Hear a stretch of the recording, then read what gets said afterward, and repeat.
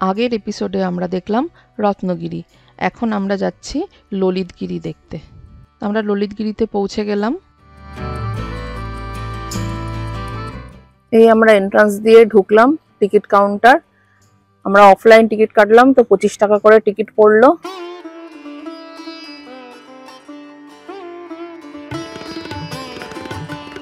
এখন হাঁটতে হবে বেশ খানিকটা। আমাদের ডান দিকেই হচ্ছে মিউজিয়াম, ওটা আমরা যাব পরে। অনুমান করা হয়েছে যে ললিতগিরি উড়িষ্যার প্রাচীনতম বৌদ্ধ স্থানগুলির মধ্যে একটি। এটিও অনুমান করা হয় যে এই স্থানটি খ্রিস্টপূর্ব 3য় শতাব্দী থেকে খ্রিস্টপূর্ব 10ম শতক পর্যন্ত অবিচ্ছিন্নভাবে বৌদ্ধ ধর্মের উপস্থিতি বজায় রেখেছিল। মেন গেট থেকে অনেকটা হেঁটে আসতে হলো, কিন্তু এইটা হচ্ছে মোনাস্ট্রি 1। আর বেশ ঢাল রাস্তাটা, কষ্ট হয় হাঁটতে। একজন চীনা পরিব্রাজকের লেখায় উল্লেখিত একটি গুরুত্বপূর্ণ বৌদ্ধ স্থান পুষ্পগিরি শনাক্ত করতে ললিতগিরিতে খনন শুরু করে। খননের ফলে বেশ কিছু গুরুত্বপূর্ণ প্রত্নতাত্ত্বিক আবিষ্কার হয়েছে, কিন্তু এগুলোর কোনোটি পুষ্পগিরির সাথে ললিতগিরির পরিচয় নিশ্চিত করেনি। পরবর্তীতে লঙ্গুদি পাহাড়ে খনন করে দেখা গেছে যে পুষ্পগিরি সেখানে অবস্থিত। এই দিক দিয়ে গেলে মোনাস্ট্রি।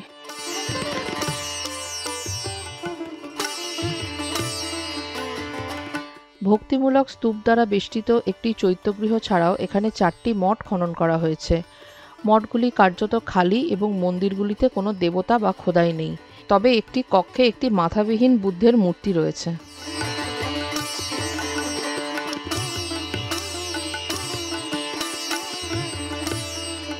এখানে একটি পূর্বমুখী চৈত্যগৃহর কেন্দ্রে একটি বৃত্তাকার স্তূপ রয়েছে।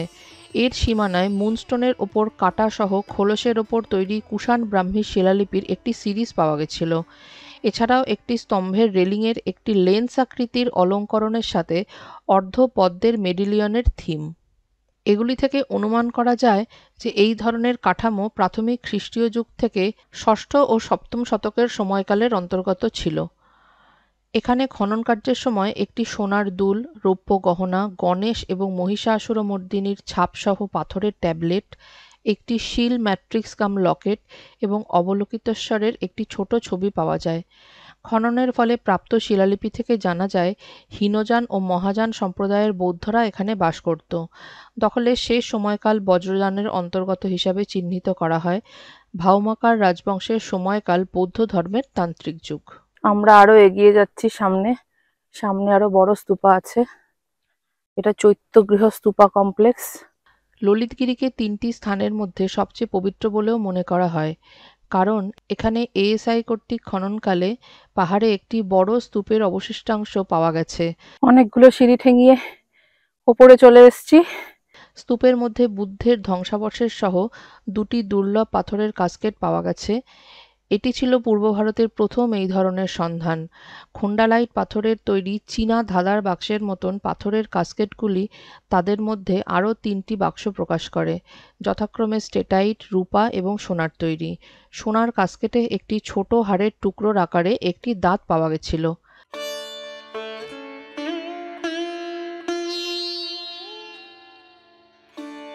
আকাশটাও একটু মেঘলা হয়েছে, রোদটা কম।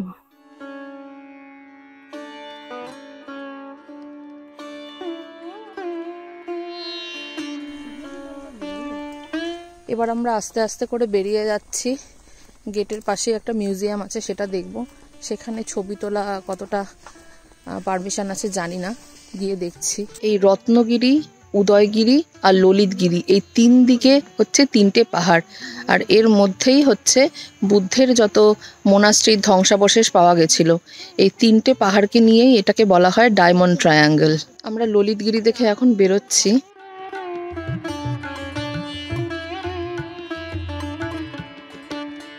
মিউজিয়ামের ভেতরে ছবি কিংবা ভিডিও কোনোটাই তোলার পারমিশন নেই, তবে আমাকে একটা ছবি তুলতে দেওয়া হয়েছিল, সেটাই আমি দেখিয়ে দিচ্ছি এখানে।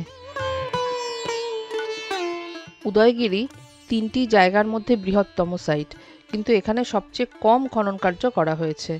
খননকৃত স্থানগুলি পাহাড়ের পাদদেশে বিস্তীর্ণ তৃণভূমিতে অবস্থিত। লাঞ্চ টাইম ওভার হয়ে গেছে, কিন্তু আমাদের এখনো কিছু খাওয়া হয়নি। আমরা উদয়গিরি পৌঁছালাম। সামনে দিদির দোকান থেকে আমরা কিছু শশা নিয়ে খেয়ে নিলাম। এবার আমরা ভেতরে ঢুকবো। এই সামনে এন্ট্রান্স। পুরো রাস্তাটাই পাথুরে, হাঁটতে বেশ কষ্টই হচ্ছিল। এখনো অনেকটা রাস্তা হাঁটতে হবে। অবশেষে একটা ভগ্নপ্রায় গেটের কাছে এসে পৌঁছলাম। প্রথম এবং দ্বিতীয় হিসাবে সংখ্যাযুক্ত 4টি খননকৃত সাইট রয়েছে এখানে। উদয়গিরিতে খনন কাজ 1960 সালে শুরু হয়েছিল এবং বেশ কয়েকটি পর্যায়ক্রমে কাজ হয়েছে এবং আজও অব্যাহত রয়েছে। এটা তোমার গা ঘষার জায়গা হয়েছে ছাগু? ওই মিউজিয়ামে আমাকে একটা জায়গায় দেখিয়েছিল, পালি লেখা আছে।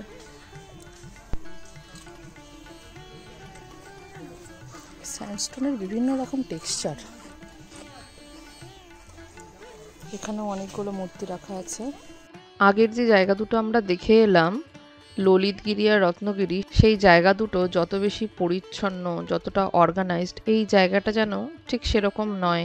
এটা দেখে যেন মনে হচ্ছে জঙ্গলের মাঝখানে বিক্ষিপ্তভাবে ছড়িয়ে ছিটিয়ে পড়ে রয়েছে স্থাপত্যগুলো। এখানে যেন একটু দেখাশোনার অভাব মনে হলো। উদয়গিরির এই প্রত্নতাত্ত্বিক স্থানে প্রথমেই চোখে পড়বে স্টেপওয়েল। এটি একসময় বৌদ্ধ ভিক্ষুদের জন্য জলের উৎস ছিল। স্টেপওয়েলের পাশে একটি ছোট মন্দিরও রয়েছে। সম্ভবত এই মন্দিরটি পরে নির্মিত হয়েছিল। এর ভেতরে জলের জায়গাটা অনেক নিচে। এখানে ফার্মিং হচ্ছে।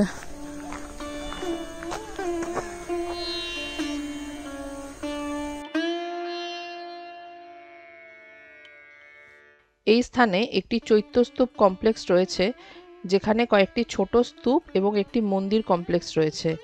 তারা, মঞ্জুশ্রী, ভ্রিকুটি, হরিতি, চুণ্ড, অবলোকিতেশ্বর, মৈত্রেয়, অপরাজিতা, বৈরচনা এবং বসুধরার মতো বুদ্ধ এবং অন্যান্য বৌদ্ধ দেবতার বিপুল সংখ্যক ভাস্কর্য এখানে আবিষ্কৃত হয়েছে।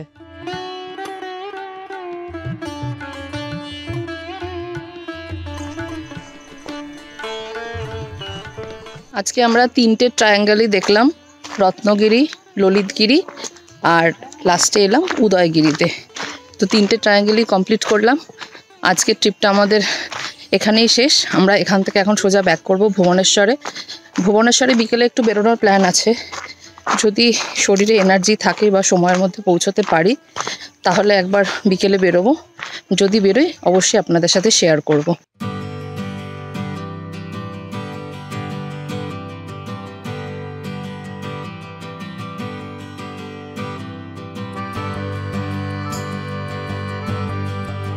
ভিডিওটা ভালো লাগলে অবশ্যই লাইক, শেয়ার আর সাবস্ক্রাইব করতে ভুলবেন না। আজকে আমাদের রাতের ডিনারে রয়েছে ফ্রাইড রাইস, ভেন্ডি ভাজা, চিলি মাশরুম, চিলি চিকেন। খাওয়া শুরু করা যাক।